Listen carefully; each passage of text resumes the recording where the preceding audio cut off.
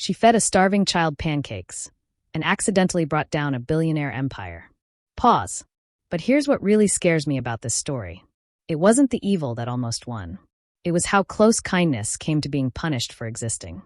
Before we begin, let me tell you something about kindness. It's quiet. It doesn't announce itself. It doesn't ask for permission. And sometimes it walks right into hell without even knowing it.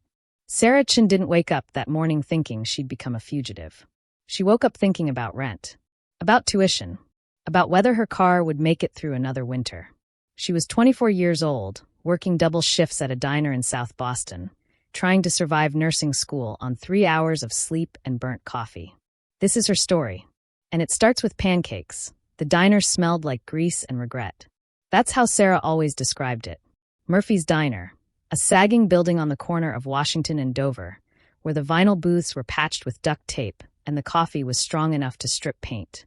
The kind of place where truckers stopped at 4 a.m., where lonely old men nursed the same cup of coffee for 3 hours, where the desperate came to feel a little less alone. Sarah had been working there for 2 years. Morning shift, evening shift, sometimes both. Tips were barely enough to cover her nursing school loans, but she didn't complain. She couldn't afford to. It was a Tuesday morning in late September when the girl first appeared. Sarah was refilling the sugar dispensers, her back aching from the night shift she'd pulled at the hospital as a nursing assistant, when she heard the bell above the door chime. She turned, expecting one of the regulars, Gary the cab driver, or Mrs. Liu who always ordered toast with no butter. Instead, she saw a child. A little girl, maybe 7 or 8 years old, standing in the doorway like a ghost. She was small, too small, with tangled dark hair that hung past her shoulders and clothes that looked 3 sizes too big. Her sneakers were held together with tape. Her face was pale, almost gray, and there were shadows under her eyes that no child should have. But it was her expression that stopped Sarah cold. Empty. Completely empty. The girl didn't cry. Didn't speak. She just stood there, staring at nothing, like the world had already taught her that asking for help was pointless.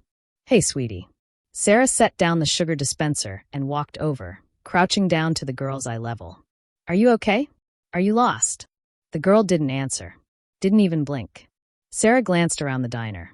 A couple of construction workers in the corner booth, headphones in. The cook, Jimmy, 60-something and perpetually grumpy, smoking out back. No one else. "Are you hungry?" Sarah asked gently. The girl's eyes flickered. Just for a second. And Sarah saw it. The desperate, animal hunger of someone who hadn't eaten in days. That was all she needed to see. "Come on." Sarah stood and gestured to the back booth, the one hidden behind the coffee station where Jimmy couldn't see. "Sit down. I'll get you something." The girl followed silently, sliding into the booth and folding her hands in her lap like she was afraid to take up space. Sarah went to the kitchen and grabbed a plate. Blueberry pancakes, the only thing Jimmy made halfway decent. She loaded them with butter, drowned them in syrup, added a side of scrambled eggs and toast. Then she poured a glass of orange juice and brought everything over. "Here." Sarah set the plate down. "Eat." The girl stared at the food like it was a mirage. "It's okay," Sarah said softly. "It's for you." And then, slowly, carefully, the girl picked up the fork. Her hands were shaking. She took one bite, then another, and then she was eating like she hadn't seen food in weeks. She didn't look up. Didn't say thank you. Just ate. Sarah watched from behind the counter, her chest tight. "Where are your parents?" She wanted to ask. "Who did this to you?" But she didn't, because she could see it in the girl's eyes. Whatever had happened, talking about it would only make it worse. This is where it starts. Not with heroes. Just with someone who couldn't walk past a child in pain. The girl came back the next morning. And the morning after that. Every day, just after sunrise, she would slip through the door and sit in the same booth. She never spoke. Never smiled. Just sat with her hands folded, waiting. And every day, Sarah fed her. She did it in secret. Jimmy had a strict rule. No free food. Not for anyone. "This ain't a charity," he'd bark whenever someone asked for a discount. So Sarah paid for the meals herself, ringing them up as staff breakfast, and eating the cost out of her already thin paycheck. She didn't mind. She couldn't explain why, but every time she saw that little girl walk through the door, something in her chest loosened. Like maybe, in this one small way, she was doing something that mattered. The regulars started noticing. "You got yourself a little shadow," Gary the cab driver said one morning, nodding toward the back booth. "She's just a kid," Sarah said quietly. "She's hungry. You paying for that?" Sarah didn't answer. Gary shook his head. "You're too nice for your own good, Sarah." Maybe he was right, but Sarah didn't care. By the third week, Sarah started leaving little extras. A banana, a chocolate chip cookie wrapped in napkin. Once, when it was raining, she brought a dry hoodie from her car and left it on the seat next to the girl. The girl never said thank you. But the next morning, she was wearing the hoodie. Sarah learned to read her in other ways. The way she'd sit a little straighter when Sarah brought the pancakes. The way her eyes would follow Sarah around the diner, like she was afraid Sarah might disappear. The way she'd linger for a few extra minutes after finishing her meal, like she didn't want to leave. It broke Sarah's heart, and it made her furious. Who lets a child starve like this? She thought. Who hurts a kid and leaves her to fend for herself? But she never asked. Because she could see it in the girl's silence, she wasn't ready to talk. And pushing her would only drive her away. So Sarah just kept showing up. Kept feeding her. Kept giving her a safe place to sit, even if it was only for an hour. Then came the morning everything changed. It was mid-October, raining hard enough to turn the streets into rivers. Sarah was wiping down tables when the bell chimed, and the girl walked in, soaked, shivering, clutching her arms around herself. "Oh, honey." Sarah grabbed a towel and hurried over. "You're freezing." The girl sat in her usual booth, water dripping from her hair onto the table. Sarah brought the pancakes plus hot chocolate this time and set them down. "Here, warm up." The girl reached for the mug, and that's when Sarah saw it. A bracelet, thin, delicate platinum, set with small diamonds that caught the diner's fluorescent light like stars. Sarah froze. It was worth more than everything she owned. More than her car, her rent, her entire savings account combined. "Where did you get that?" The question burned in her throat, but she didn't ask it. Instead, she just stared, her mind racing. A homeless kid. Starving. Bruised. Wearing a bracelet that could pay off her student loans 10 times over. Something was very, very wrong. That's when I realized this wasn't just a story about a hungry child. This was something darker. Something dangerous. And Sarah? She was about to walk straight into it. Sarah didn't sleep that night. She kept seeing the bracelet in her mind. The way it gleamed against the girl's pale, dirt-streaked wrist. The way it looked so wrong, like a crown on a beggar or chains made of gold. Who is this kid? The next morning, Sarah got to the diner early. She needed answers. The girl arrived at her usual time, slipping through the door like a shadow. She sat in the back booth, hands folded, eyes down. Sarah brought the pancakes and sat across from her. "Hey," she said gently. "Can I ask you something?" The girl didn't look up. "That bracelet you're wearing. Where'd you get it?" The girl's hands curled into fists. Her breathing quickened. "It's okay," Sarah said quickly. "You're not in trouble. The diner door slammed open. Sarah's head snapped up. A man stood in the doorway. Tall, mid-50s, wearing a tailored black suit that probably cost more than Sarah made in a year. His hair was silver, perfectly styled. His face was cold, sharp angles and dead eyes. Behind him stood 2 other men. Broad shoulders. Black suits. Earpieces. They weren't bodyguards. They were soldiers. The man's gaze swept the diner and landed on the girl. "Maya," he said. His voice was smooth, controlled. "Come here." The girl, Maya, went rigid. Her eyes widened, and for the first time since Sarah had met her, she saw real, raw terror. "Maya." The man took a step forward. "Now." Sarah stood up, her heart hammering. "Who are you?" The man's eyes shifted to her, and Sarah felt like she'd been plunged into ice water. "Her father," he said simply. "Arthur Sterling." The name hit Sarah like a freight train. She'd heard it before, everyone had. Tech billionaire. Defense contractor. The kind of man whose face appeared on magazine covers and cable news, always smiling, always polished, always talking about innovation and the future. Standing in this grimy diner, surrounded by armed men, he looked like a predator in a henhouse. "She's coming with me," Sterling said. It wasn't a question. Sarah's hand moved instinctively, placing itself on Maya's shoulder. The girl was shaking so hard Sarah could feel it through the hoodie. "Does she want to go with you?" Sarah asked, her voice steadier than she felt. Sterling's expression didn't change, but something flickered in his eyes. Irritation. Or maybe surprise that someone had dared to question him. "She's my daughter," he said, each word carefully measured. "This doesn't concern you." She's a child eating breakfast, Sarah shot back. In my section. That makes it my concern. One of the bodyguards moved forward, but Sterling raised a hand, stopping him. He studied Sarah for a long moment. Like she was an insect he was deciding whether to crush or ignore. What's your name? He asked. Sarah. Sarah. He smiled, but it didn't reach his eyes. You seem like a kind person. That's admirable. But you're interfering in a family matter you don't understand. Then help me understand. Sarah kept her hand on Maya's shoulder. Why is your daughter coming to a diner alone every morning? Why does she look like she hasn't had a decent meal in weeks? Why is she terrified of you?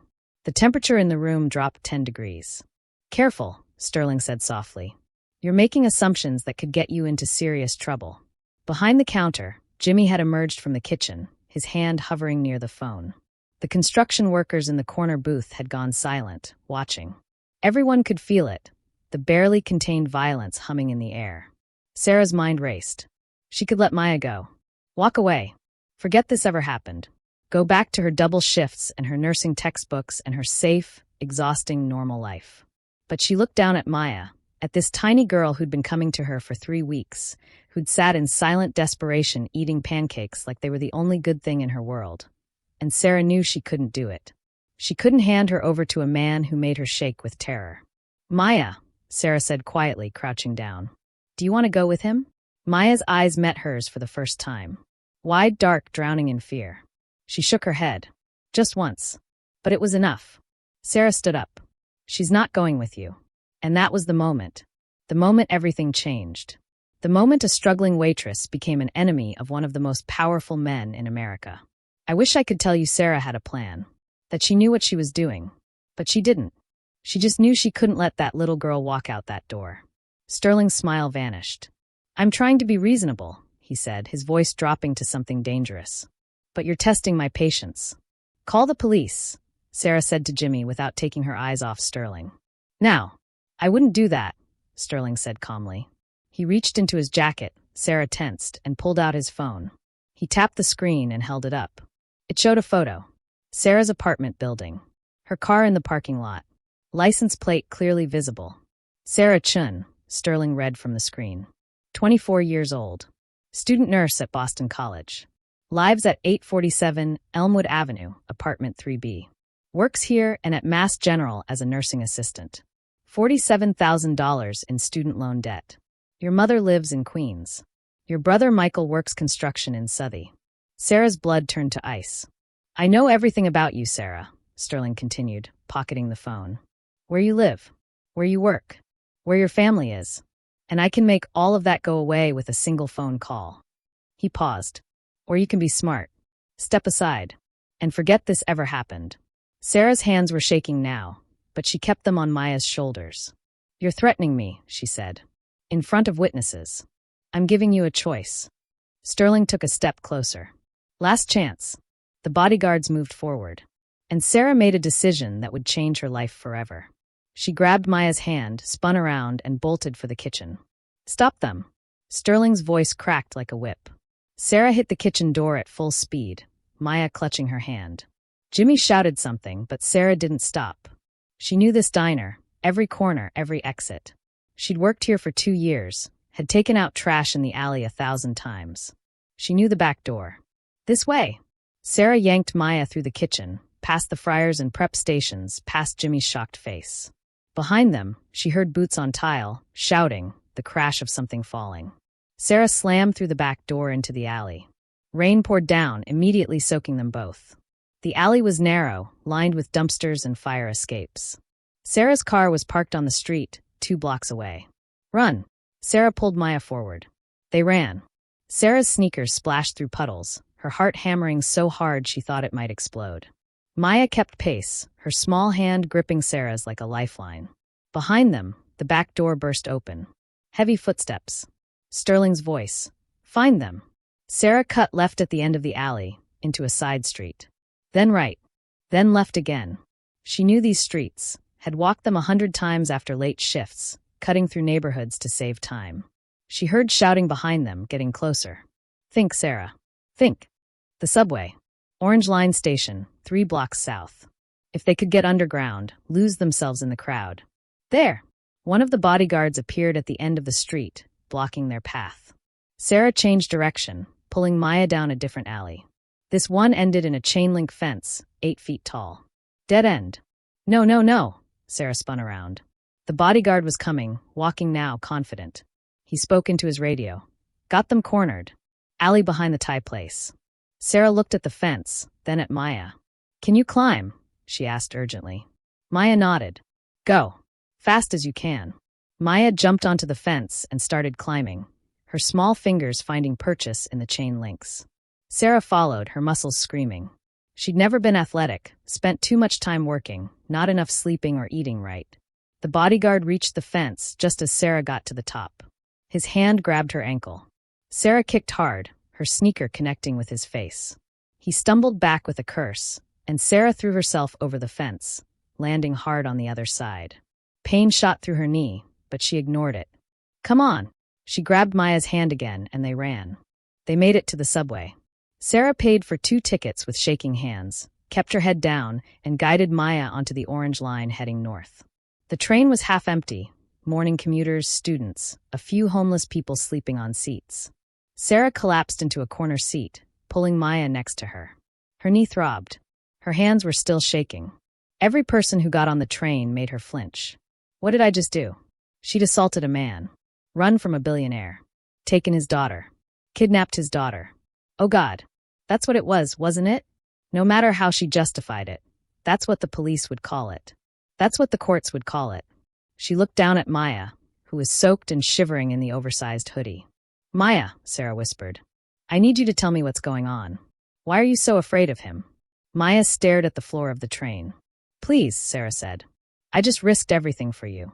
I need to know why. For a long moment, Maya didn't move. Then, slowly, she reached into her pocket and pulled out a small notebook, the kind they sold at dollar stores, with a unicorn on the cover. She opened it to a blank page and held out her hand. Sarah understood. She dug through her apron pocket. Still wearing it, she realized absurdly, and found a pen. Maya took it and started drawing.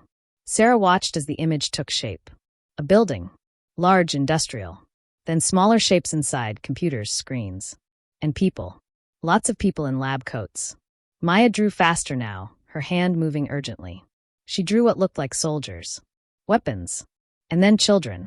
Small figures with X's over them. Sarah's stomach turned. What is this? She whispered. Maya flipped the page and kept drawing.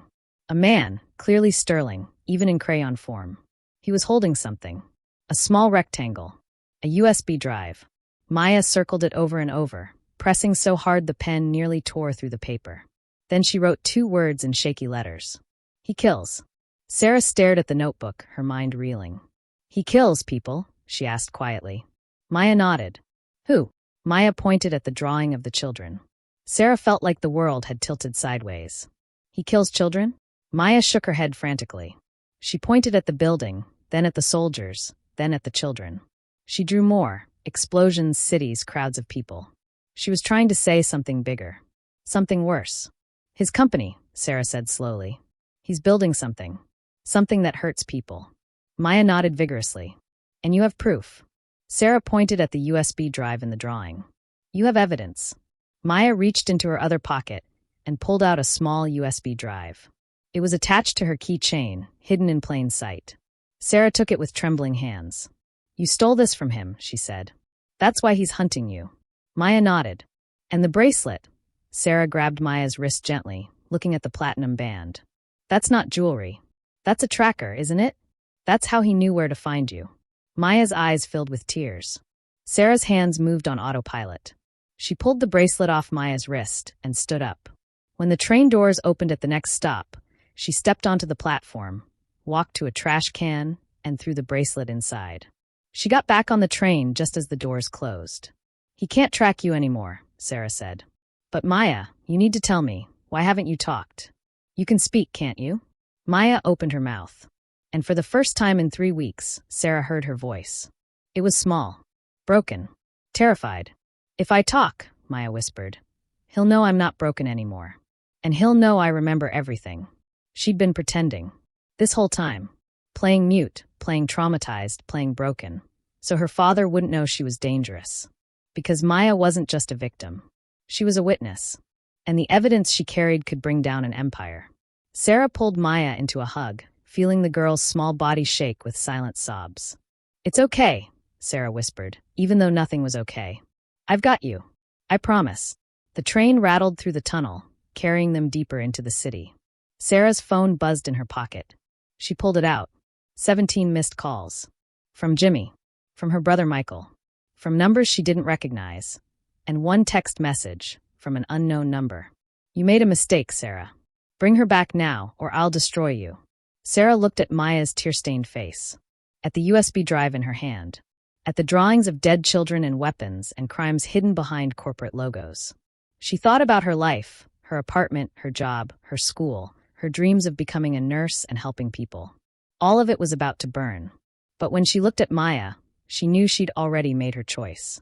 "We're not going back," Sarah said quietly. "We're going to stop him." Maya looked up at her with wide, disbelieving eyes. "I don't know how yet," Sarah admitted. "But we will. I promise." The train pulled into downtown crossing. Sarah stood up, taking Maya's hand. "Come on," she said. "We need to find somewhere safe to figure this out." They stepped off the train together, a waitress and a little girl against a billionaire and his army. And that's where chapter 1 ends. With a choice. With a promise. With two people who had nothing, except each other, and the truth. Sarah didn't know it yet, but that USB drive in her pocket? It held evidence of war crimes. Military AI being tested on civilians. Government contracts built on murder. Arthur Sterling wasn't just a bad father. He was a monster. And Maya had the proof. But here's the thing about monsters. They don't just let you walk away. They hunt. They destroy. And they never, ever stop. Chapter 2 is where everything falls apart. Where the hunt begins. Where Sarah learns exactly what she's up against. And where she decides whether to run or fight back. So before we proceed, I need you to understand something. What Sarah did. Most of us wouldn't. Most of us would have stepped aside. Called it not our problem. Convinced ourselves that a billionaire wouldn't really hurt his own daughter. But Sarah didn't. And that's what makes this story so dangerous. Because it asks us a question we don't want to answer. What would you do if kindness meant losing everything? Think about it. And let me know in the comments. Welcome back. If you're here, it means you want to know what happened next. And I'll be honest with you. This is the part of the story that kept me up at night. Because this is where Sarah learns the truth about power. It's not that powerful people can hurt you. It's that they can turn the whole world against you. They can make you the villain. They can take away everything you love and make it look legal. Arthur Sterling had billions of dollars, private armies, and politicians in his pocket. Sarah had $17 in her checking account and a USB drive she didn't know how to use. This is the story of what happened when she refused to give up. Let's begin. Sarah's apartment was on the 3rd floor of a building that should have been condemned 10 years ago.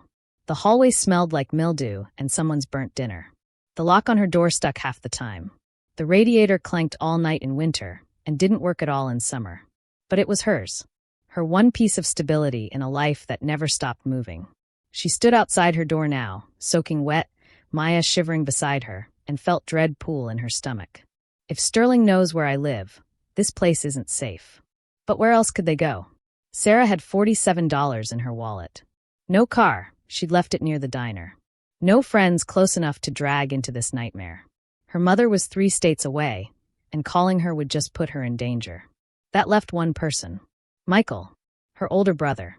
Sarah unlocked her phone, hands still shaking, and called him. He answered on the 2nd ring. "Sarah? Jesus, I've been trying to reach you. What the hell is going on? Jimmy called me, said you ran out of the diner with some kid and..." "Michael, I need your help." Silence. Then, "What did you do?" "I didn't do anything," Sarah said, pulling Maya into her apartment and locking the door behind them. "I helped a little girl who was in trouble, and now her father is after us." "Her father?" "Sarah, who?" "Arthur Sterling." The silence on the other end was deafening. "The billionaire," Michael said slowly. "You're telling me you're hiding Arthur Sterling's daughter in your apartment." "He was hurting her, Mike. She's terrified of him. She has evidence that he's..." "Stop." Michael's voice turned sharp. "Don't tell me. Don't say another word." Sarah's chest tightened. "Mike." "Sarah, listen to me very carefully. I love you. You're my sister. But I have a wife. I have kids. I have a mortgage and a job and a life I can't afford to lose. I'm not asking you to. Whatever you're about to ask, the answer is no. His voice cracked. I'm sorry, but you need to take that girl back to her father and forget this ever happened. He's going to hurt her. You don't know that. You're taking the word of a child against one of the richest men in America. Do you have any idea what he could do to you? To us. Sarah looked at Maya, who was standing in the middle of the tiny apartment, dripping water onto the old carpet, watching Sarah with those huge, haunted eyes. Yeah, Sarah said quietly. I know exactly what he could do. That's why I'm not backing down. Then you're on your own, Michael said. I'm sorry, but I can't help you. He hung up. Sarah stood there, phone pressed to her ear, listening to the dial tone. Her brother, the person who'd taught her to ride a bike, who'd scared off her high school bullies, who'd helped her move into this crappy apartment, had just abandoned her. She wanted to cry, to scream, to throw the phone across the room. Instead, she took a breath and looked at Maya. It's okay, she said, even though it wasn't. We'll figure it out. This is what they don't tell you about doing the right thing. Sometimes the whole world turns against you for it. Sarah gave Maya dry clothes. One of Sarah's old college t-shirts that hung like a dress and sweatpants rolled up at the ankles. She made instant ramen because it was all she had, and they ate in silence at her tiny kitchen table. Then Sarah pulled out her laptop and plugged in the USB drive. Let's see what we're dealing with, she muttered. The drive opened. One folder. Inside, dozens of files. Video recordings, documents, emails. Sarah clicked on the first video. The footage was shaky, clearly taken on a hidden camera. It showed a laboratory, sleek, modern, filled with computer screens and people in white coats. In the center of the room stood something that looked like a large metal sphere, covered in sensors and cameras. A voice on the recording, Arthur Sterling's voice, spoke calmly. Begin test sequence 7. Target, residential zone, simulated population density of 200 per square kilometer. On screen, the sphere hummed to life. Lights flickered across its surface. And then, on a massive display screen in the lab, Sarah saw a simulation. A neighborhood. Houses. Streets. People going about their lives. And then destruction. Precise, calculated, devastating. Buildings collapsed. Fires erupted. The simulation showed casualties in real time. 47 dead. 132 injured. 200 plus displaced. Sterling's voice continued. Acceptable losses. Proceed with weaponization. Sarah felt sick. She clicked on another file. An email chain between Sterling and someone at the Department of Defense, discussing field testing in low-priority zones. Another video showed what looked like actual drone footage. Real buildings, real people, with targeting overlays and strike confirmations. Children playing in a courtyard. Then smoke. Then nothing. Sarah slammed the laptop shut, her hands shaking violently. He's building weapons, she whispered. AI weapons. And he's testing them on people. Maya nodded slowly, tears streaming down her face. How did you get this? Sarah asked. Maya's voice was barely audible. His home office. He thought I was asleep.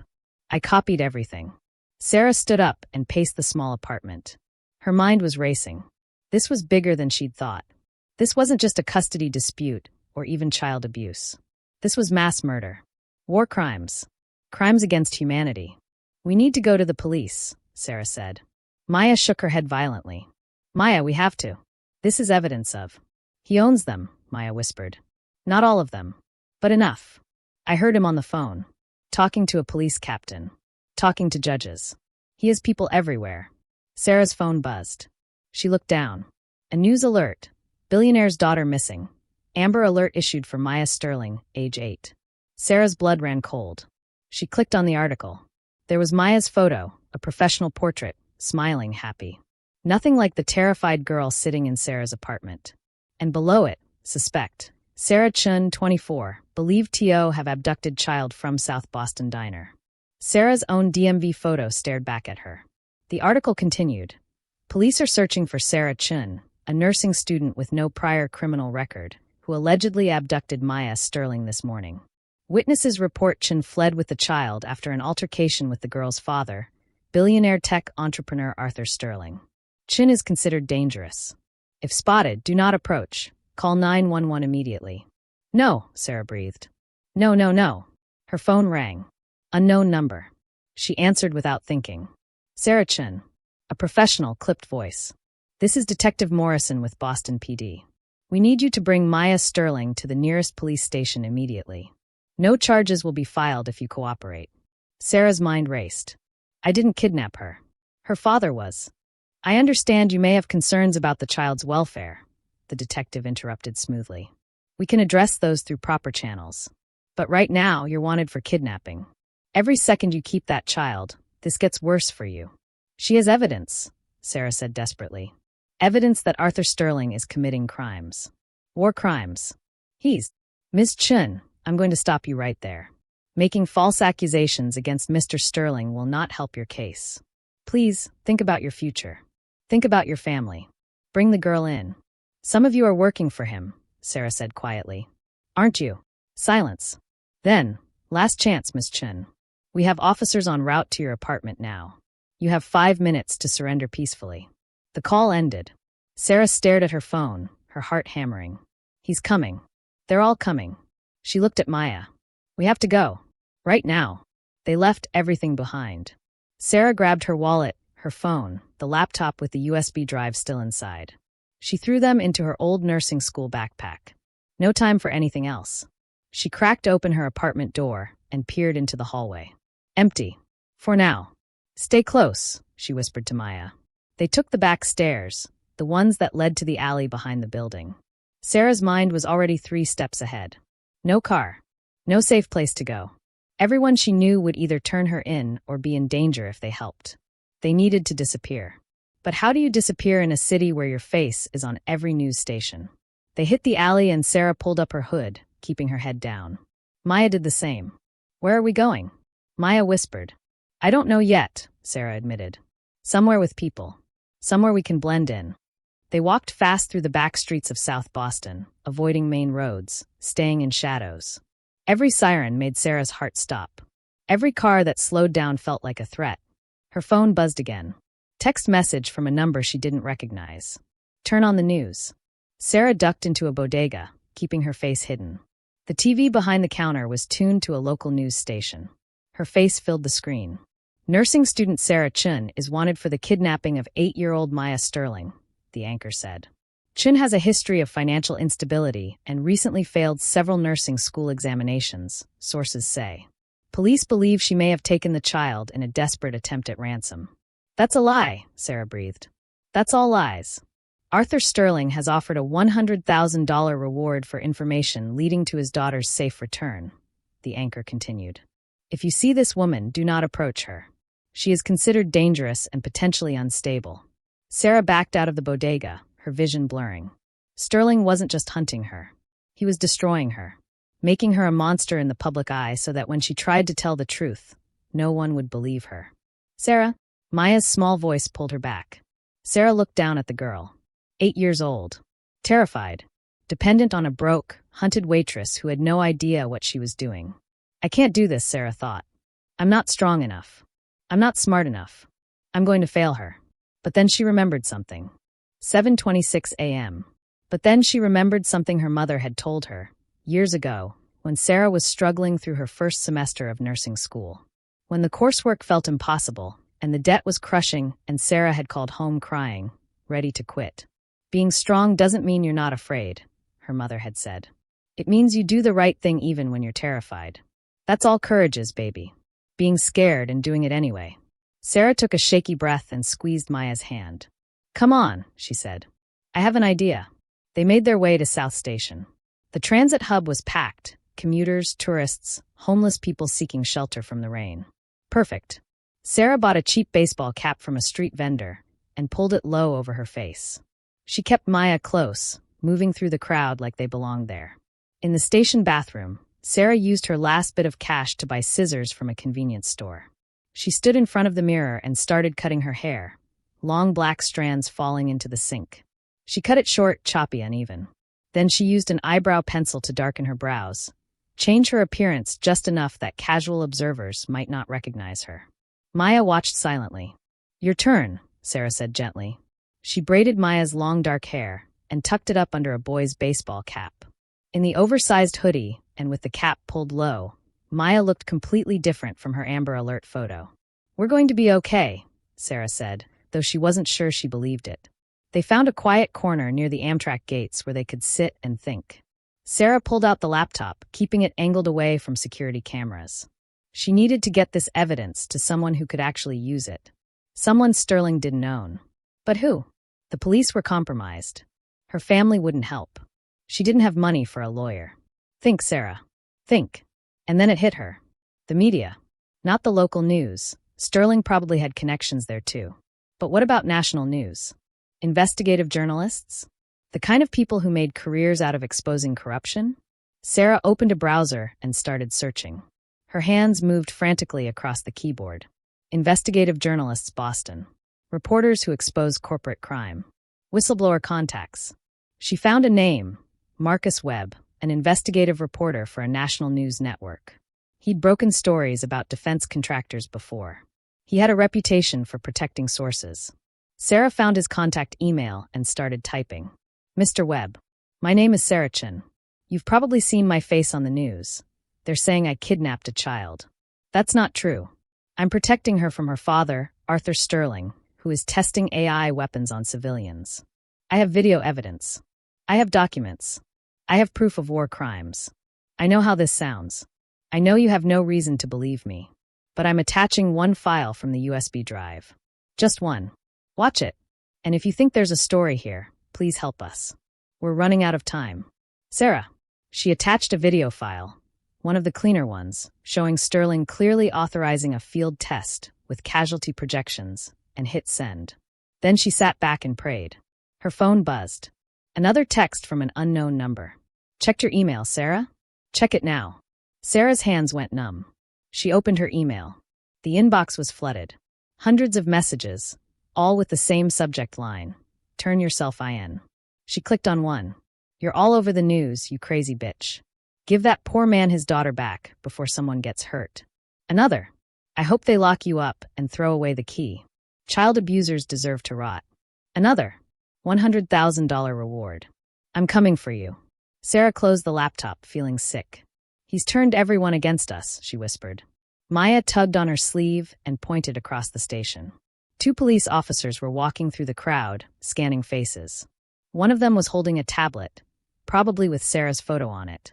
"Time to move," Sarah said. They stood up casually, blending into a group of travelers heading toward the subway entrance. Sarah kept her head down, her heart pounding so hard she thought everyone could hear it. The officers passed within 10 feet of them. Sarah didn't breathe until they were on the Red Line train, rattling away from the station. This is what it feels like to be hunted. Every face is a potential enemy. Every camera is a trap. Every second you're free feels borrowed. And the worst part? Sarah knew it was only going to get worse. They spent the night in an abandoned building in Dorchester. Sarah found it by pure luck, a condemned warehouse, windows boarded up. No trespassing signs faded and peeling. It wasn't safe. It wasn't warm. But it was shelter. She made a nest out of old cardboard in a corner away from the broken windows, and they huddled together for warmth. Maya fell asleep almost immediately, exhausted beyond words. Sarah stayed awake, watching the doorway, jumping at every sound. Her phone was almost dead, 5% battery left. No charger. No way to check if Marcus Webb had responded to her email. She thought about her apartment, her job, her nursing school classes that she was now missing. Everything she'd worked for, gone in a single day. And for what? A USB drive that might not even matter. A little girl that the whole world thought she'd kidnapped. A fight she couldn't possibly win. You could still give up, a small voice whispered in her head. Turn Maya over to the police. Claim temporary insanity. Maybe you'd only get a few years. Maybe you could rebuild. Sarah looked at Maya's sleeping face.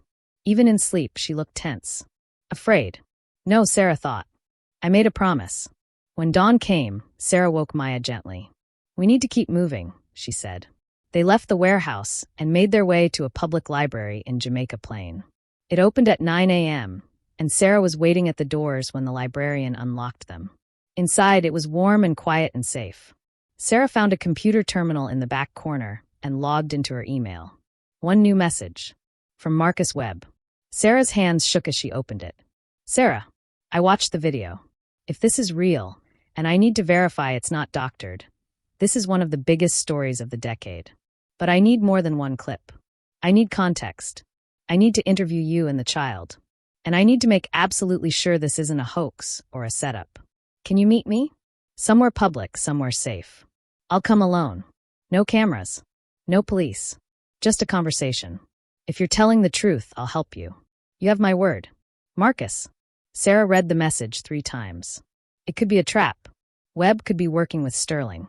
Or the police could be monitoring his email, waiting for Sarah to respond. But it was also her only chance. She looked at Maya. What do you think? Should we trust him? Maya stared at the screen for a long moment. Then she nodded slowly. Sarah typed a response. Boston Public Library. Main branch. Children's section. 2 p.m. today. Come alone or I disappear. She hit send before she could second-guess herself. Then she checked the news. The headlines made her stomach drop. Kidnapper still at large. FBI now involved in search for Maya Sterling. Arthur Sterling. Please, just bring my daughter home safely. Sarah Chen's brother speaks out. I don't recognize the person she's become. Sarah clicked on the last one. Michael's face filled the screen, looking tired and scared.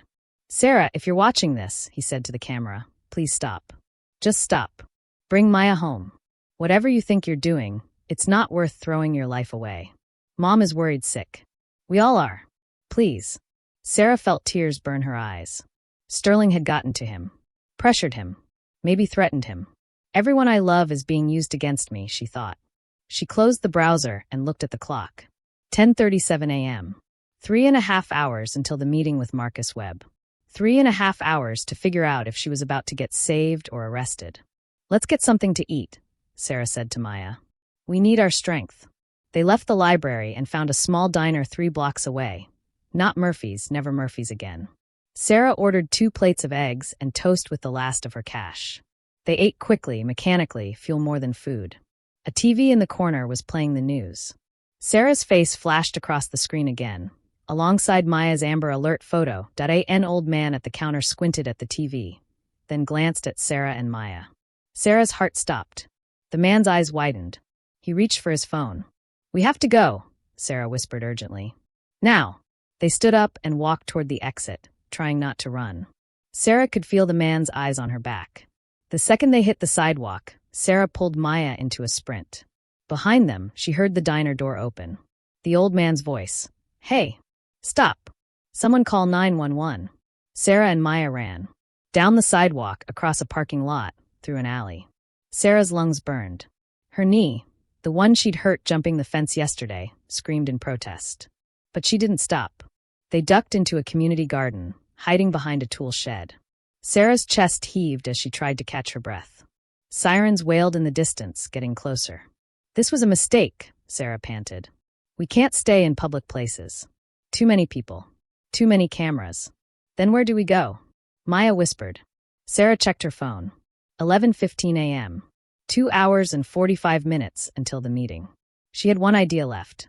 One last desperate gamble. The library, Sarah said. The big one. Downtown. Tons of rooms, tons of exits. We can hide there until it's time to meet Marcus. They waited until the sirens passed, then moved carefully through back streets toward Copley Square.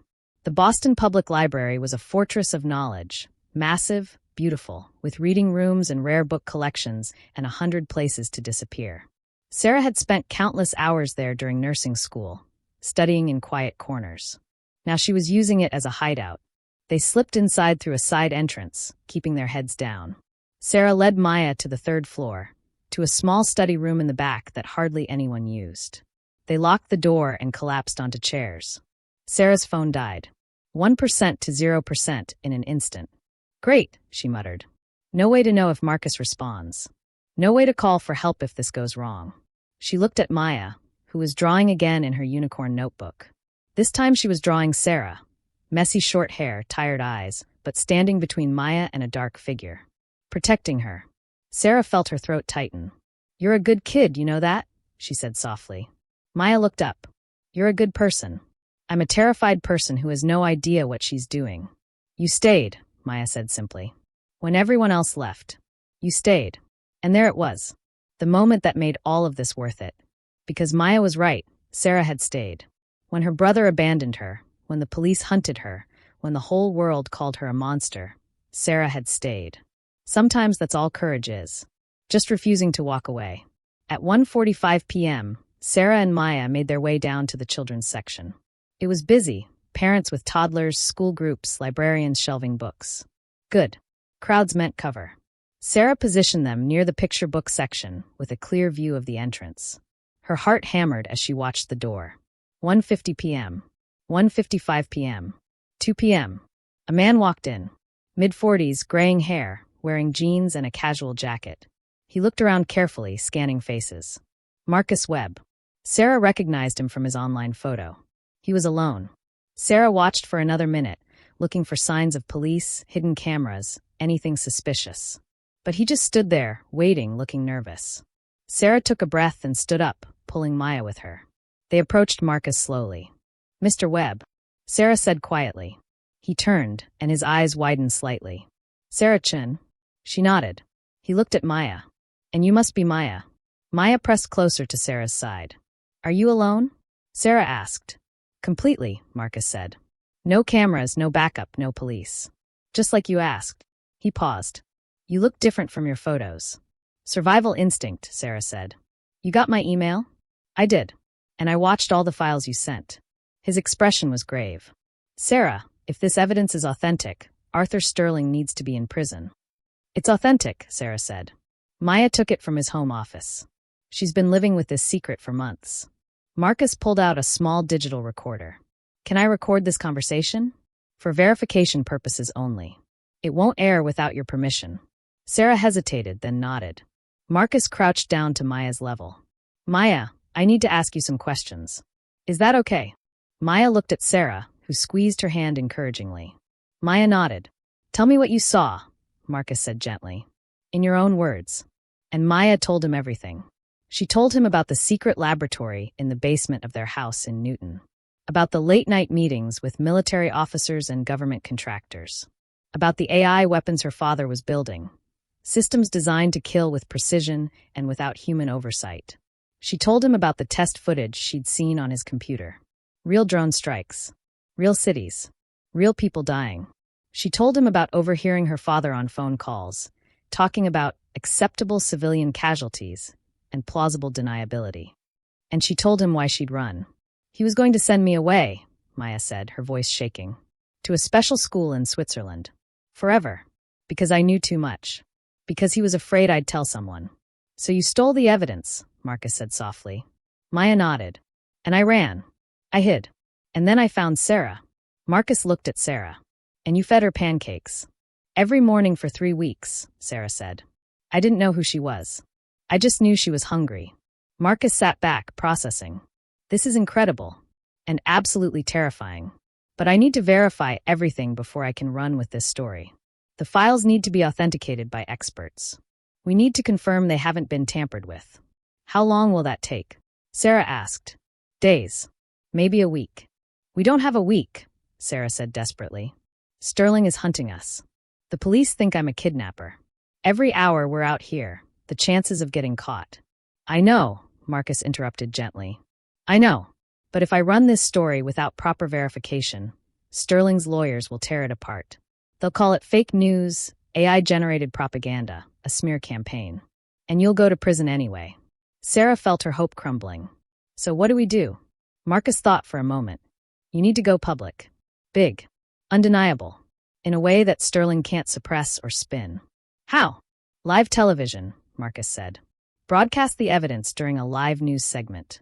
Once it's out there, once millions of people have seen it, Sterling can't make it disappear." Sarah's mind raced. "You want us to hijack a live broadcast?" "I want you to be a live broadcast," Marcus corrected. "My network airs a live evening news show at 6 p.m. If we can get you and Maya into the studio, if we can get this evidence on air, before anyone can stop us." "They'll arrest us the second we walk into a TV station," Sarah said. "Not if they don't know you're coming," Marcus said. "Not if we're smart about it." He pulled out his phone and started typing. "I have a producer I trust. Someone who's helped whistleblowers before. If I can get you into the building through a back entrance, get you into the studio during the live show." "This is insane," Sarah said. "It's your only shot," Marcus replied. Unless you have a better idea?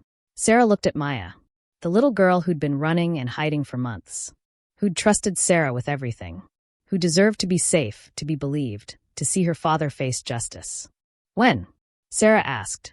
Tonight, Marcus said. 6 p.m. news broadcast. I'll text you the address of the service entrance. Come at 5:45. I'll have credentials waiting. What if Sterling finds out? What if he's monitoring your phone, your emails? He probably is, Marcus admitted. Which is why we're not going to communicate again after this. You show up at 5:45 or you don't. Either way, I'll be ready.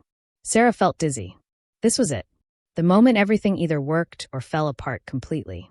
One more thing, Marcus said. Once you go on that air, there's no taking it back. Your face will be everywhere. Sterling will come after you with everything he has. You need to be absolutely sure. Sarah looked at Maya. Are you sure? She asked the girl. Maya's voice was quiet but steady. He needs to be stopped. Sarah turned back to Marcus. We'll be there. The hours between the library meeting and 5:45 p.m. felt like an eternity. Sarah and Maya stayed hidden in the library until closing time, then slipped out into the darkening Boston streets. They couldn't risk going anywhere public, couldn't risk being recognized. They found shelter in a parking garage, sitting in a stairwell, waiting for the clock to tick down. Sarah's mind wouldn't stop racing. 1,000 things could go wrong. Marcus could betray them. The police could be waiting. Sterling could have the whole building surrounded. But it was the only move left. At 5:30 p.m., they started walking toward the address Marcus had given them. Channel 7 News. Downtown Boston. A glass and steel building that looked like every other corporate office tower. They approached from the back, through an alley lined with delivery trucks and dumpsters. Sarah's hands were shaking so badly, she could barely walk straight. At exactly 5:45 p.m., a service door opened. A woman stepped out, mid-30s, professional, with a headset around her neck. She looked around nervously, then spotted Sarah and Maya. Chun, she whispered. Sarah nodded. I'm Rachel, Marcus's producer. Come on. Fast. They followed her inside, through concrete corridors that smelled like industrial cleaning solution. Rachel moved quickly, leading them up a service elevator to the 3rd floor. The show starts in 15 minutes, Rachel said. We're going to hide you in the green room until the 2nd segment. Then, during the commercial break, I'll bring you onto the set. Marcus will introduce you live. You'll have maybe 5 minutes before security realizes what's happening. 5 minutes, Sarah repeated numbly. To change the world, Rachel said. No pressure. They reached a small room with a couch and a coffee maker. Rachel gestured for them to sit. Stay here. Stay quiet. I'll come get you. She left, closing the door behind her. Sarah and Maya sat in silence, listening to the muffled sounds of the newsroom beyond the walls. Phones ringing. People talking. The low hum of the building preparing for broadcast. Sarah pulled out the laptop and the USB drive. This is it, she said to Maya. Last chance to change your mind. Maya shook her head. I'm ready. At 6:07 p.m., Rachel burst through the door. Now, she hissed. Move. They followed her down a hallway, through a maze of cables and cameras, onto a set that was blindingly bright with studio lights. Marcus Webb sat at the news desk mid-sentence. And in local news, the search continues for missing 8-year-old Maya. He stopped as Sarah and Maya walked onto the set. The camera operators froze. The floor director's eyes went wide. Marcus recovered smoothly. Actually, he said, his voice steady despite the chaos erupting around them, we have breaking news. Sarah Chun and Maya Sterling are here. Live. In our studio. And they have something to say. The director was screaming into his headset. Security guards were running toward the set. But the cameras were still rolling. They were live. The whole city was watching. Sarah sat down next to Marcus, Maya on her lap. Her heart was pounding so hard she thought it might explode. Tell them, Marcus said quietly. Tell them everything. Sarah looked directly into the camera. My name is Sarah Chun, she said, her voice shaking but clear. And I didn't kidnap Maya Sterling. I saved her. From her father. From Arthur Sterling. Behind the cameras, security guards were approaching. But Marcus held up a hand, stopping them. Go on, he said to Sarah. Arthur Sterling is building weapons, Sarah continued, the words tumbling out now. AI weapons that kill civilians. That target children. And Maya has proof. She held up the USB drive. This drive contains video evidence of war crimes, of test strikes on populated areas, of conversations where Sterling explicitly approves civilian casualties. It's all here. Everything. The studio had gone silent. Even the security guards had stopped moving. Marcus took the drive and plugged it into his laptop. "Can we air this?" he asked his director. The director looked terrified. "Legal will kill us." "Can we air this?" Marcus repeated. The director hesitated, then nodded. "You're on live TV. Whatever happens next is on you." "Then let's show them," Marcus said. The first video appeared on screens across Boston. Arthur Sterling's face. His voice cold and clinical. "Begin test sequence 7. Target, residential zone. Acceptable losses. 47 dead, 132 injured." The simulation played. Buildings collapsing. Bodies falling. Then real footage. Real cities. Real people running, screaming, dying. Sterling's voice continued. "Proceed with weaponization." The studio was dead silent. Then the service entrance doors burst open. Arthur Sterling stormed onto the set, flanked by private security. His face was twisted with rage. "Turn off those cameras," he roared. "Now!" But the cameras kept rolling. Sterling saw Sarah and Maya, and his expression went from rage to something darker. Colder. "You," he said, pointing at Sarah. "You have no idea what you've done." "I know exactly what I've done," Sarah said, standing up. Maya clung to her leg. "I've exposed you." "Exposed me?" Sterling laughed, but there was no humor in it. "You've exposed nothing but doctored footage and the ravings of a disturbed child. My lawyers will bury you. The courts will destroy you. And when this is over, you'll spend the rest of your life in prison." "Maybe," Sarah said. "But the whole world just saw that video. They heard your voice. They saw what you did." "They saw what you claim I did," Sterling corrected. "My daughter stole classified files from my home office. Files that can be easily explained as defense research. Simulations, not real operations." "Then explain the field test footage," Marcus cut in. "Explain the actual drone strikes we just showed. Explain the body counts." "I don't have to explain anything to you," Sterling snapped. He pulled out his phone. "I'm calling my lawyers. And the police. This interview is over." "Actually," said a new voice from the doorway, "it's just beginning." Everyone turned. A woman in an FBI windbreaker walked onto the set, followed by a dozen federal agents.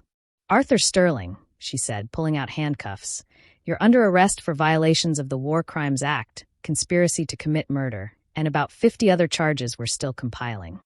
Sterling's face went white. "You can't. I have immunity. I have contracts with the Department of Defense." "Had," the FBI agent corrected. Past tense. "Your immunity was revoked about 10 minutes ago, right around the time your war crime videos hit national television." She cuffed him, reading him his rights. Sterling looked at Maya, and for just a second, Sarah saw something in his eyes. Not love. Not even regret. Just cold calculation. Like he was already planning his next move. "This isn't over," he said quietly. "Yeah," Sarah said. "It really is." The FBI led him away. The studio erupted into chaos, producers shouting, lawyers screaming, reporters scrambling for phones. But through it all, the cameras kept rolling. Marcus turned to the camera. "And there you have it, Boston. The biggest story of the year, breaking live on Channel 7 News. Stay tuned for continuing coverage." The broadcast cut to commercial. Sarah collapsed into the chair, shaking uncontrollably. Maya was crying, not from fear this time, but from relief. Rachel appeared with bottles of water. "Legal wants to talk to you. So does the FBI. And about 40 reporters are already calling in." "Later," Marcus said firmly. He looked at Sarah. "You did it. You actually did it." Sarah couldn't speak. Couldn't process. All she could do was hold Maya and try to remember how to breathe. It was over. Finally, impossibly, it was over. And that's where the story should end, right? With the villain arrested. With justice served. With Sarah and Maya safe at last. But real life isn't that clean point 3 months later. Sarah stood outside the courthouse, watching news vans pack up their equipment. The trial had lasted 6 weeks. Arthur Sterling's lawyers had fought hard, claiming the evidence was illegally obtained, that the videos were manipulated, that Sarah had coached Maya. But the forensic analysts confirmed everything was real. Whistleblowers from Sterling's company came forward with more evidence. And Maya testified, quietly, bravely, about everything she'd seen. The jury deliberated for less than 4 hours. Guilty. On all counts. Arthur Sterling would spend the rest of his life in federal prison. Sarah watched him being led away in handcuffs one final time. He didn't look at Maya. Didn't look at anyone. Just stared straight ahead, his empire crumbling around him. Sarah? She turned. Maya stood beside her, wearing a new dress, her hair finally clean and brushed and pulled back with butterfly clips. Are you ready to go home? Sarah asked. Yeah, Maya said, slipping her small hand into Sarah's. Let's go home. Home. Sarah's apartment was different now. The landlord had renovated after the media attention, fixed the radiator, replaced the locks. Donations from people who'd heard their story had paid off Sarah's student loans and put money in a college fund for Maya. Murphy's Diner had been purchased by a local nonprofit and turned into a community kitchen, serving free meals to anyone who needed them. Jimmy retired, but he still stopped by sometimes, grumbling about the food and secretly enjoying the company. Sarah had finished nursing school, barely, after missing so many classes, but she'd graduated. She had a job now at Mass General, working in pediatrics, taking care of kids who needed someone to believe them, someone to fight for them. And Maya? The adoption papers had been finalized 2 weeks ago. Officially, legally, permanently, Maya was Sarah's daughter. They walked to the parking lot where Sarah's new car, well, new to her, a used Honda someone had donated, was parked. As they drove through Boston, past the diner, past the library, past all the places they'd run and hidden and fought, Maya spoke up. Sarah? Yes, sweetie? Thank you, Maya said quietly. For the pancakes. And for everything after. Sarah felt tears prick her eyes. You don't have to thank me. I know, Maya said. But I wanted to. They drove in comfortable silence for a while. Then Maya asked, Do you think we'll ever have a normal life? Sarah laughed. What's normal? I don't know, Maya admitted. School. Friends. Boring stuff. Then yeah, Sarah said. I think we will. Starting tomorrow. Tomorrow. The first day of Maya's new school. The first day of normal, boring, beautiful life. They got home and made dinner together. Spaghetti, which Maya insisted on helping with even though she got sauce everywhere. They ate at the tiny kitchen table, talking about nothing important. What Maya wanted to pack for lunch. Whether she should join the art club. Whether Sarah should finally learn to cook something other than pancakes and pasta. After dinner, Sarah tucked Maya into bed. The new bed with the unicorn sheets and the nightlight that projected stars onto the ceiling. Sarah, Maya said sleepily, will you tell me a story? What kind of story? A happy one, Maya said. Where the good people win. Sarah smiled. Once upon a time, she began, there was a little girl who was very brave. And a waitress who learned to be brave too. And together, they fought a monster and won. Did they live happily ever after? Maya asked. Sarah looked around the small, warm apartment. At this child who'd chosen to trust her. At the life they'd built from nothing but courage and pancakes. Yeah, Sarah said softly. They really did. So here's what I learned from Sarah's story. What I want you to take away from this. Kindness is dangerous. It will cost you. It will put you in harm's way. It will make you an enemy of powerful people who want you to look the other way. But it's also the only thing that can change the world. One plate of pancakes. One person who refused to walk past a starving child. That's all it took to bring down a billion-dollar empire. Not because Sarah was special. Not because she was brave or smart or prepared. But because when the moment came, when she had to choose between her safety and a child's life, she chose the child. Would you? I still don't know if I would. And that question haunts me. Because the truth is, evil wins when good people decide it's not their problem. When we're too scared, too tired, too broke to care. Sarah was all those things. Scared. Tired. Broke. And she did it anyway. That's the story. Not about heroes. About regular people who refuse to look away. So if you take anything from this, let it be that. You don't need to be fearless to be brave.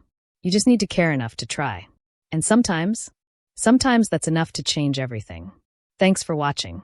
And remember, the next time you see someone who needs help, the next time you have a choice between safety and doing what's right, remember Sarah. Remember Maya. Remember the pancakes. And ask yourself, what would you do?